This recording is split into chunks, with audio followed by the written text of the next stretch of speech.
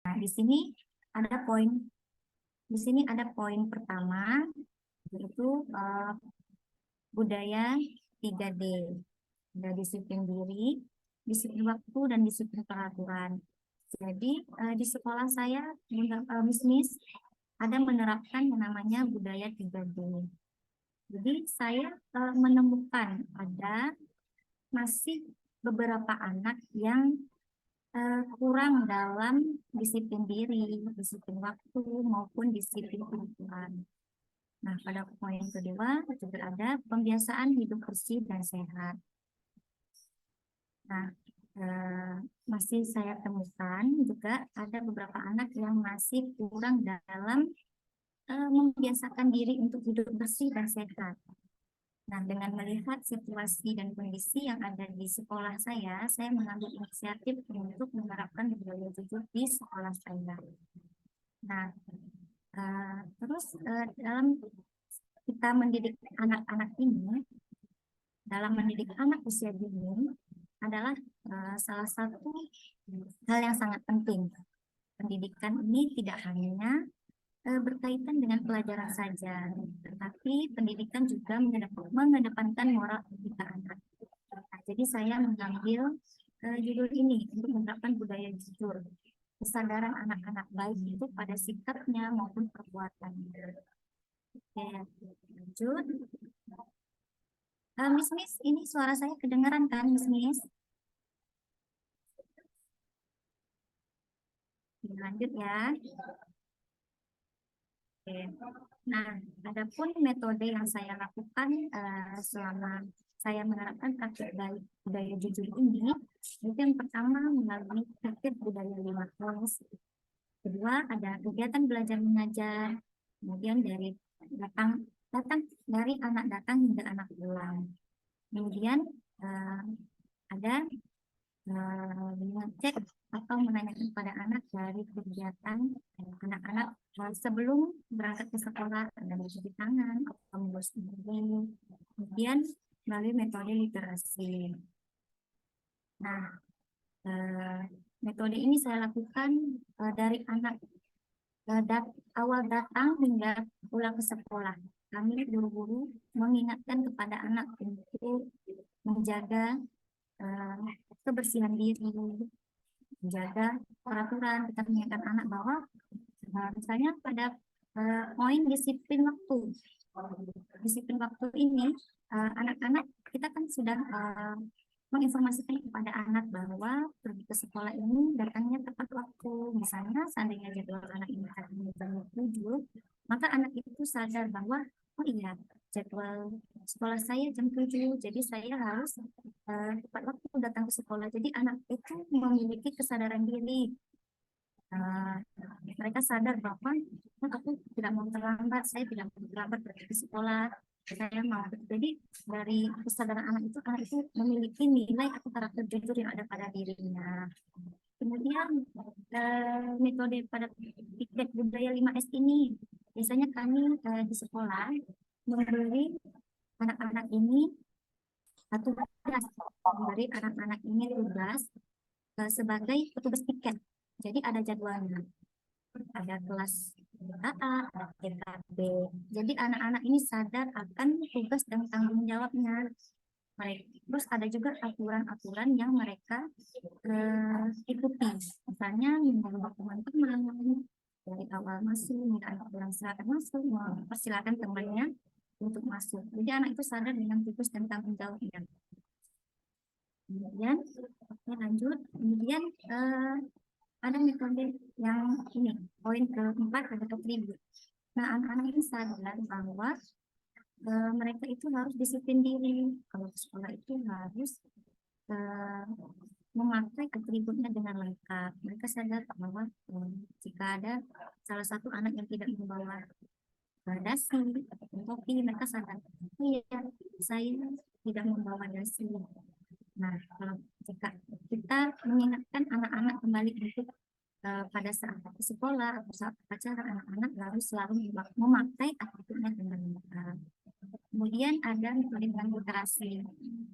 Kami juga guru-guru sebelum melakukan kegiatan belajar mengajar, ada membacakan beberapa atau satu dua buku yang berkenaan dengan budaya jujur. Jadi menambah wawasan atau kosakata anak, menambah ilmu anak, pengetahuan anak dalam eh, menerapkan nilai-nilai kejujuran. Oke, lanjut.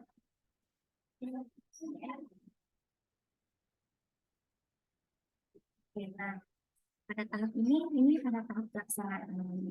Nah, pada tahap pelaksanaan ini yang pertama ini ada yang sama-sama dapat kita lihat itu pada perencanaan komunikasi pendidik dalam penguatan nilai karakter jujur. Jadi sebelum kita menerapkan budaya jujur ini, kita ada melakukan guru-guru dengan sejawat ataupun dengan kepala sekolah, kita melakukan perencanaan komunikasi antara pendidik sesama pendidik dalam penguatan nilai karakter jujur. Kemudian kita setelah melakukan perencanaan komunikasi itu, kita mensosialisasikannya kepada anak-anak didik mengenai budaya jujur tersebut. Kemudian ada perencanaan pembelajaran harian. Oke, lanjut.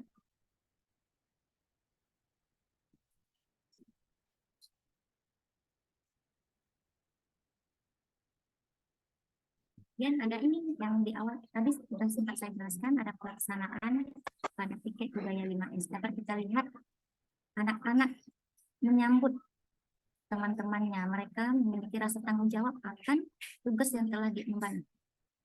Oke, lanjut. Nah, kemudian pelaksanaan selanjutnya budaya 3D, disiplin diri, disiplin peraturan, dan disiplin waktu. Kita lihat tiap minggunya kami juga melaksanakan kegiatan rutin, mengerjakan kebersihan buku, ada kegiatan literasi, kemudian ada budaya antri. Oke, lanjut.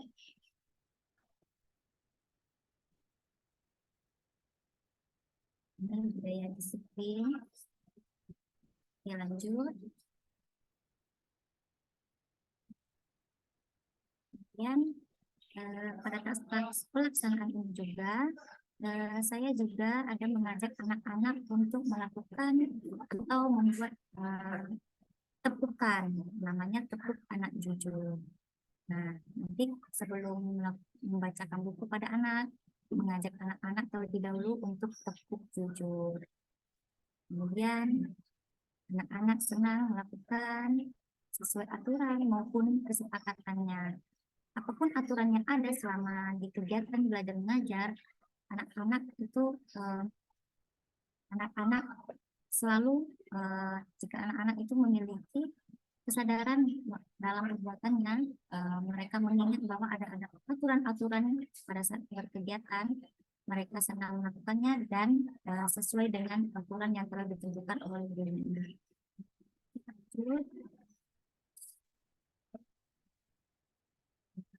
Selanjutnya ada kebiasaan hidup bersih dan sehat. Kembali mengingatkan bahwa pentingnya eh, merawat kebersihan diri, membersihkan gigi, pengecekan selanjutnya ada pengecekan kebersihan tubuh. Lanjut.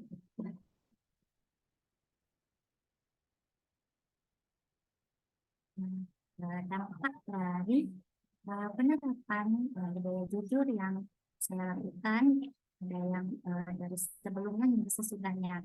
Di sini dapat kita lihat yang pertama, anak-anak ada yang tadinya awalnya yang kurang dalam disiplin diri, disiplin waktu atau disiplin peraturan, mereka saat yang tadinya pergi ke sekolahnya yang terlambat atau tidak membawa atribut lengkap, dan dengan terus gurunya mengingatkan anak-anak jadi oh ya hari ini saya memakai baju ini, saya hari ini tugas upacara, jadi mereka ingat bahwa ke sekolah itu uh, anak-anak dapat mengingat membawa atributnya dengan lengkap.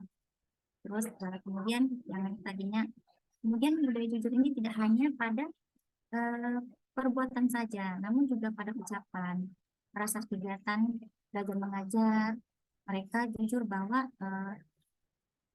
barang yang bukan miliknya, yang ada di kelas, mereka mau mengakui bahwa mereka memberitahu bahwa ini bukan milik dia. Nah, jika mereka memiliki nilai atau memiliki nilai kejujuran yang ada di dirinya, eh, mereka pasti ingat dan akan mengembalikan pada yang punya gitu. Oke, lanjut.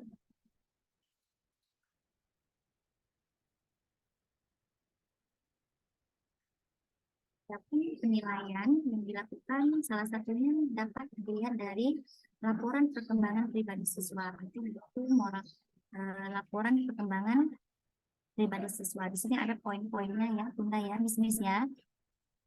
Oke, ada kedisiplinan, kebersihan, dan lain-lain.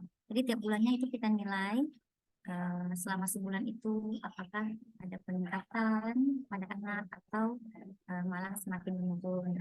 Oke, lanjut. Oke, tindak lanjut yang akan saya lakukan, yang pertama, saya akan melakukan evaluasi rutin pada saat rapat maupun briefing. Kemudian saya melakukan evaluasi diri saya sendiri. Kemudian tindak lanjut yang selanjutnya akan menyusun program-program yang dapat meningkatkan moral etika anak, khususnya pada karakter nilai jujur. Kemudian tindak lanjut selanjutnya meningkatkan kompetensi diri sebagai pendamping. Yang terakhir, tindak lanjut yang akan dilakukan melakukan terus budaya jujur secara berkelanjutan. Lanjut. Sebagai penutup ya, Miss, semoga adanya penerapan budaya jujur yang diterapkan di sekolah dapat meningkatkan karakter dan etika moral anak didik lebih baik lagi ke depannya, serta dapat kita terapkan di kehidupan sehari-hari. Mungkin itu saja ya yang dapat saya jabarkan pada Miss Wisna. Terima kasih. Oke, apakah suara saya kedengaran, Miss? Terdengar, Miss. Oke, baik. Terima kasih untuk narasumber kita yang hebat pada hari ini. Beri tepuk tangan yang meriah untuk ini.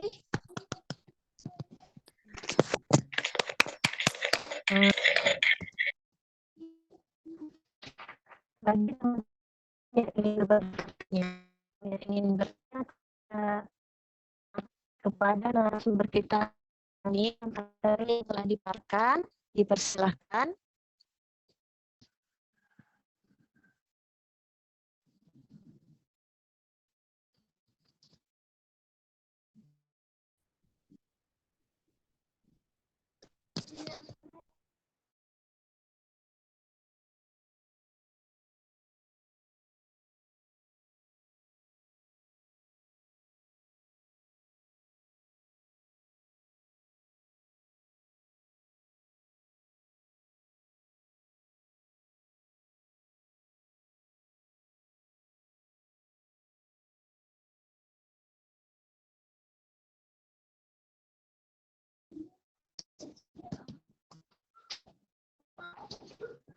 Halo, maaf.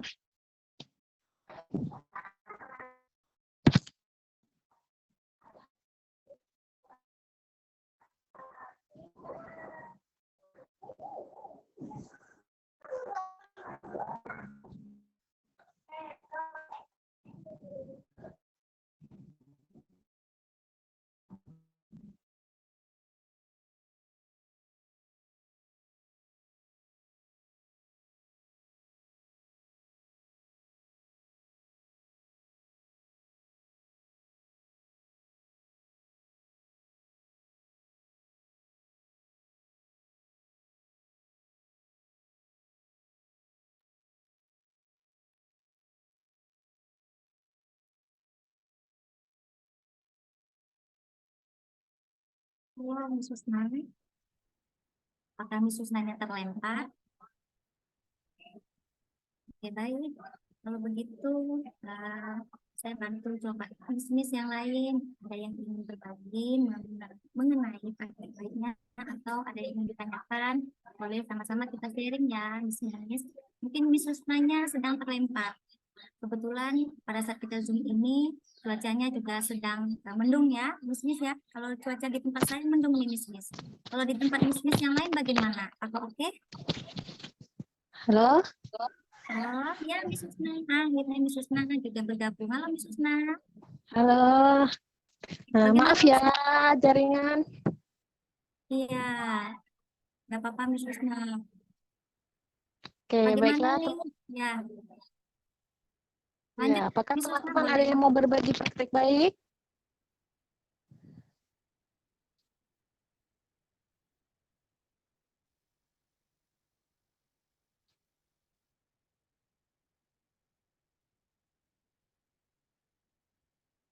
Karena Miss yang lainnya ada yang ingin ditanyakan atau ada yang ingin berbagi mengenai praktik baik atau yang sama nih yang saya lakukan, ada praktik budaya jujur atau eh, karakter nilai jujur yang kita sama-sama tanamkan dan kita kenalkan ke anak didik kita.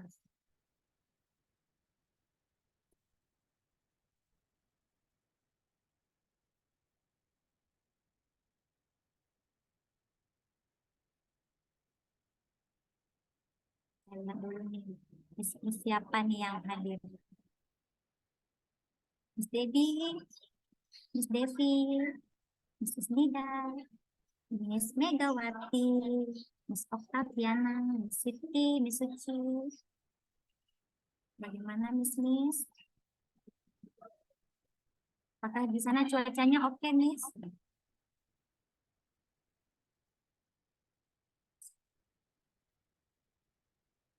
Halo Miss Rusna,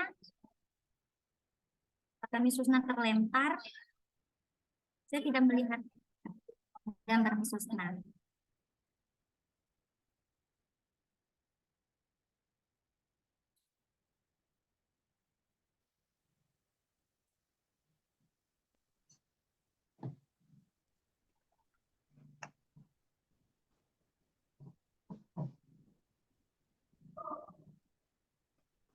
Atau Miss Rusna mau berbagi praktik baiknya yang sama dengan saya mengenai budaya jujur yang Miss Rusna terapkan juga di tempat Miss Rusna?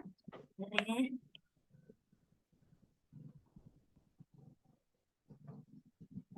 Mungkin ya baiklah saya akan mencoba berbagi.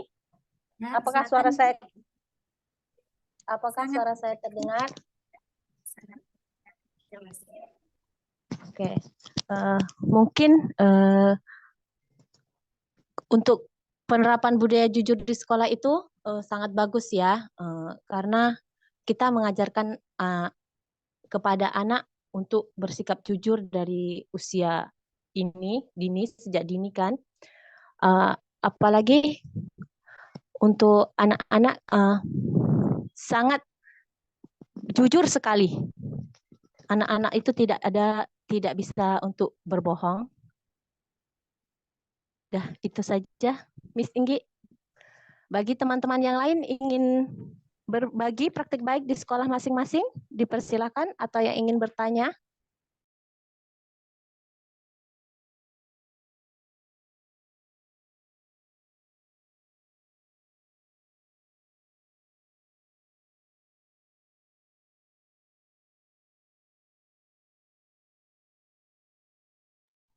Bagaimana, Miss? Ada yang ingin berbagi?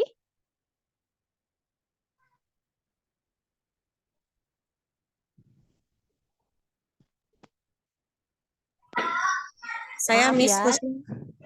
Ya, dipersilakan Miss Nida untuk berbagi atau bertanya. Saya mau bertanya sama Miss India. Bagaimana ya kalau misalnya nih ada anak murid kita yang tidak jujur karena takut dimarahi sama gurunya. Jadi misalnya nih dia memang tidak mandi datang ke sekolah. Dia tidak jujur mengatakan bahwa dia mandi hanya karena dia takut dimarahi gitu. Sedangkan untuk mandi saja di rumah itu kadang tidak diperbolehkan oleh orang tuanya pagi-pagi ya.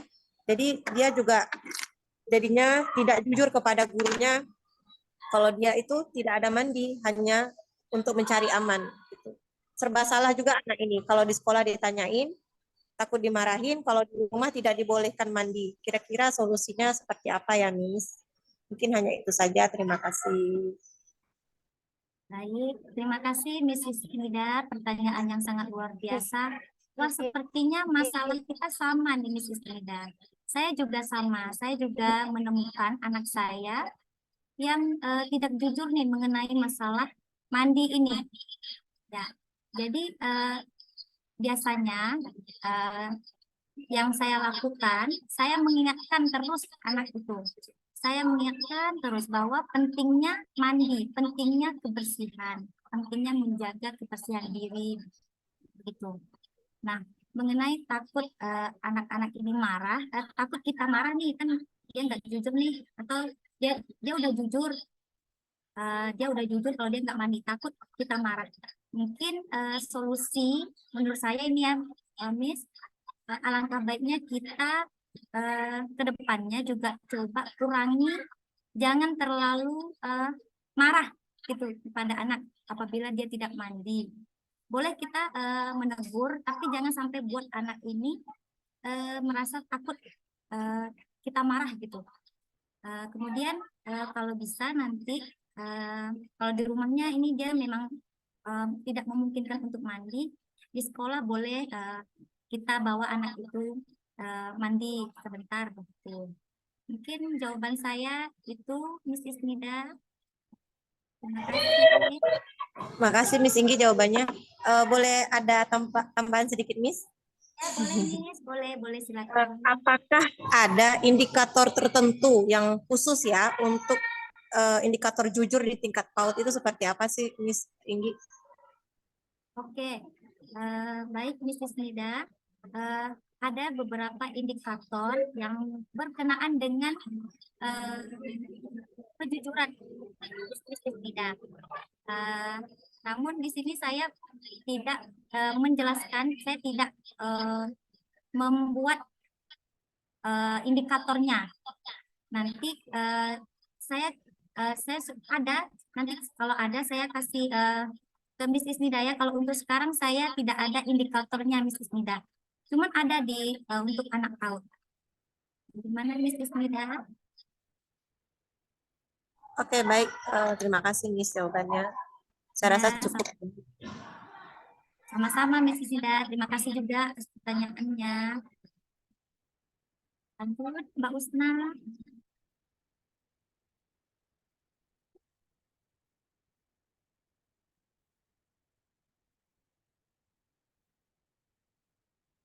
Oh, Mbak Usna. Sepertinya Mrs. Nida sibuk sekali ya. Wah, dengan kerjaannya. Terus jelas wajahnya. Miss Usna, bagaimana Miss Usna?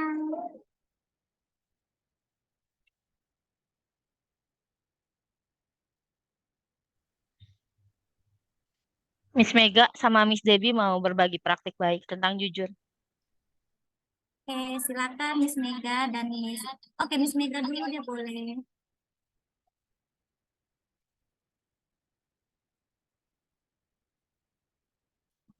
Mega, silakan.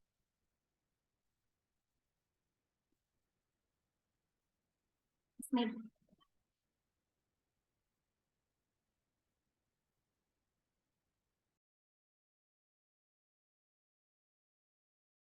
Silakan Miss Mega. Suaranya boleh diaktifkan. Enggak ada suaranya. Oke, Saya bertanya, Miss Inggi, silakan. kita seorang guru untuk mengetahui bahwa anak itu jujur atau tidak. Karena kebanyakan saya lihat ya, yang saya alami, anak saya khususnya ya, masih ada dia tidak jujur gitu.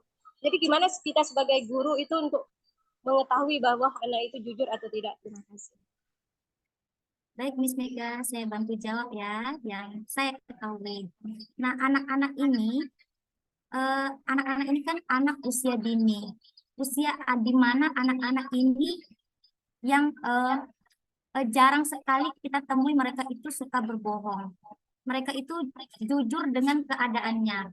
Tadi Miss Husna juga sudah sempat jelaskan bahwa anak usia dini itu anak yang memiliki nilai kejujuran yang sangat tinggi, begitu. Nah, jadi kita sebagai guru jika menemukan anak yang kurang jujur, kita bantu ingatkan. Itu terlihat. Kalau anak yang jujur itu mereka berbicara itu apa adanya. Berbicara tidak dibuat-buat. Misalnya dia ada memukul temannya atau memukul orang lain. Nah, kita tanya, kita lihat, kita tanyakan, kenapa temannya bisa menangis?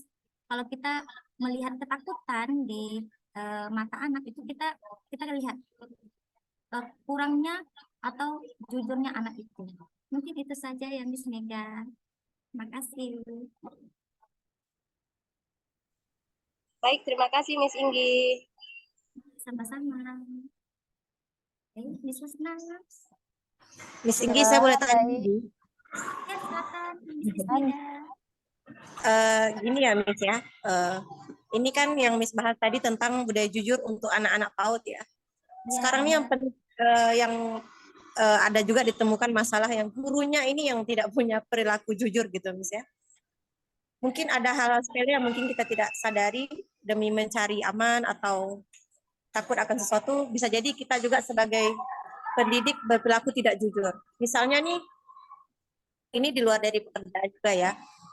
Misalnya menjanjikan sesuatu untuk anak gitu, seperti iming-iming gitu. Tetapi ternyata kita tidak menunaikan itu di hari selanjutnya gitu. Sebenarnya bagaimana sih supaya kita itu komunikasi dengan anak itu bisa lebih baik tanpa harus ada janji-janji yang sebenarnya tidak bisa kita tepati gitu, Miss. Bagaimana supaya kita bisa mengatur ucapan kita supaya tidak dicap pembohong oleh anak murid kita sendiri. Terima kasih, Miss. Oke, sama-sama Miss Nida. Baik, mungkin kalau kita terlalu banyak menjanjikan kepada anak-anak, mulailah kita sadar agar anak kita itu tidak kecewa dengan ucapan kita. Misalnya, nanti kalau kalian tampilnya bagus, nanti Miss kasih ini ya, nanti Miss kasih itu ya.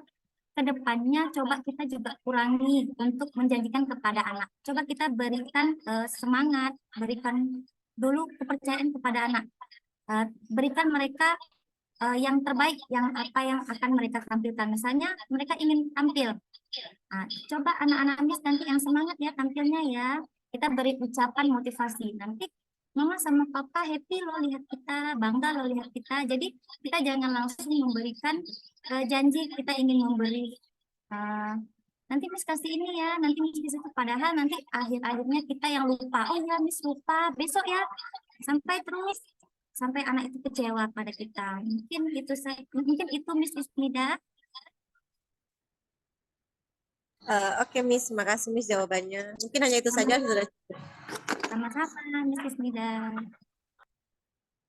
Oke, baik. Terima kasih, Miss Ismida. Apakah teman-teman yang lain ingin bertanya atau ingin berbagi?